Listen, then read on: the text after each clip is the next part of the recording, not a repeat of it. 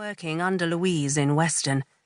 Now Farrell was a rising star in MIT, the major investigation team, and was involved in the investigation of the brutal murder of Louise's brother, Paul. Fog had descended over the M5. Louise joined the lines of vehicles creeping along the motorway.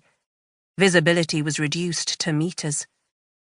She'd received the all clear from her psych evaluation and was due to return to work tomorrow. She'd expected the news to alleviate the emptiness she'd been carrying in the pit of her stomach for the last 5 months, but as the day of her return approached, nothing had changed. During her psych evaluation, she'd studiously avoided telling the young woman who'd interviewed her about the fires haunting her recurring nightmares. It had been easy to fool the woman. But even now, as Louise drove up the inside lane of the motorway, she could smell the black smoke from that evening on the old pier.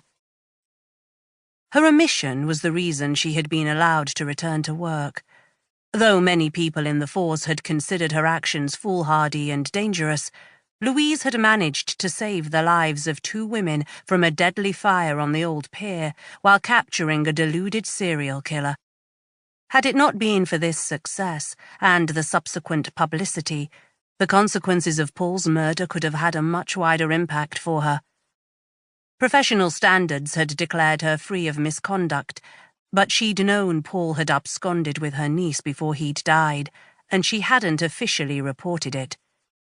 The heroics on the pier had kept her in a job, despite the best efforts of many in the constabulary to use it as a means to get rid of her.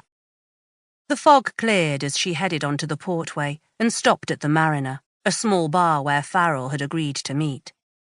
3 men stood outside. Each smoking, they lowered their eyes as Louise walked past them through the entrance. The smell of disinfectant hit Louise as she entered the main bar area.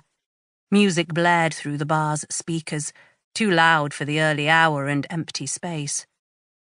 She ordered a sparkling water from the barman and asked him to turn the music down. Some hero, she thought, as she took a seat at the far corner of the seating area.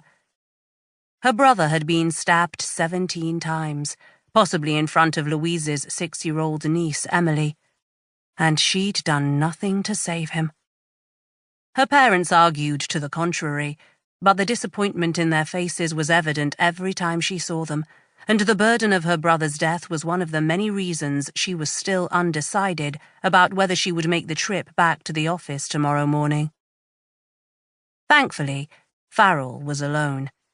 She noticed the pronounced swagger as he entered the bar as if he owned the place, waving as he spotted her. On the way over, he lost a little of his composure as if contemplating the best way to greet her. "Mom," he said. Louise remained sitting. "Greg," she said, "do you want something to drink?" Farrell shook his head as if he didn't have the time for such pleasantries. "I'm fine, Mom." "That's twice you've called me Mom now, Greg. Something bothering you?" "Sorry." "Louise," he said, elongating her name as if testing the sound of the word. Although Farrell was a strong officer, she'd had her doubts about him being attached to her brother's case. The SIO was a detective from Devon and Cornwall, where Paul's body had been discovered, but as Paul had lived in Bristol, Farrell's role was pivotal. Louise had raised her concerns with her boss, DCI Robertson, who'd told her in no uncertain terms that the decision was not hers to make. "So, what do you have for me?" she asked. "Not that much, I'm afraid. We've exhausted every one of the Mannings family. They even consented to DNA testing. Nothing." Over the last 5 months, Louise had discovered things about her brother she wished had remained secret. She'd known about the drinking and subsequent gambling, but it appeared his life had descended into something murkier. He'd owed money to the Mannings family, a 2-bit crime organization in the city, but it had become apparent they were not the only people Paul had borrowed from. He'd left a trail of debt all over Bristol, and Louise understood now more than ever why he'd left for Cornwall. "So, what's next?" Farrell sighed.